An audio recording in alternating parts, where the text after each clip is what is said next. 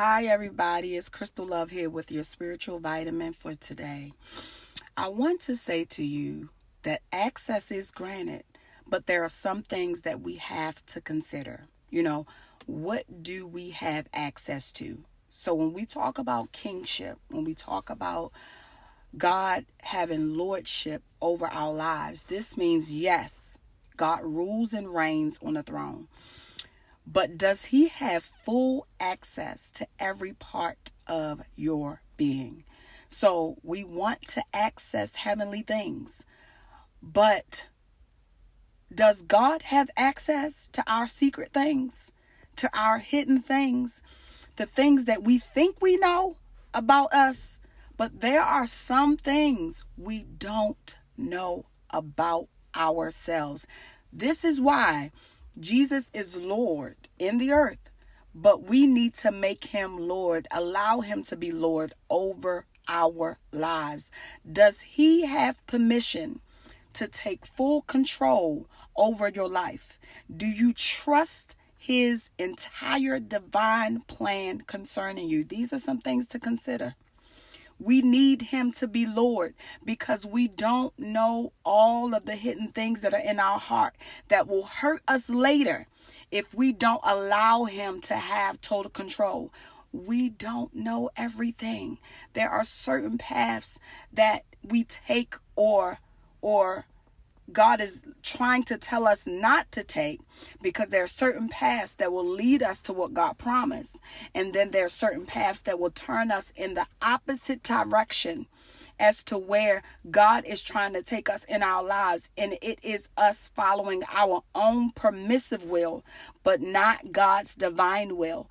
And when he has full permission to take authority over our lives, we are safe. We are preserved from the enemy. He cannot touch us. The enemy of our souls cannot touch us. We want God's blessings, but can he access us? When someone is in need of prayer, are we available? When the widow needs a meal, will we take it to them? When God is requiring more time with us, do we carve out that time, not squeezing him in, so that he can reveal the next steps to us to lead us to the access? How can we access something that God has full control over if we don't access him? It is our benefit. It is our benefit that we give him our all. When we call on God, he's always there. He never leaves us nor forsakes us. But when he calls our name, do we answer? So in order for access to be granted to us, there has to be full submission to God. Think about those that work for the government. When you're working for the government and you have access to top secret things, there's no one else that is privy to those things. But in order for you to have access to those things, there has to be a thorough background check to make sure that you can be trusted. We want God's power, but do we want him? Think about that. We want his authority, but are we submitted to him?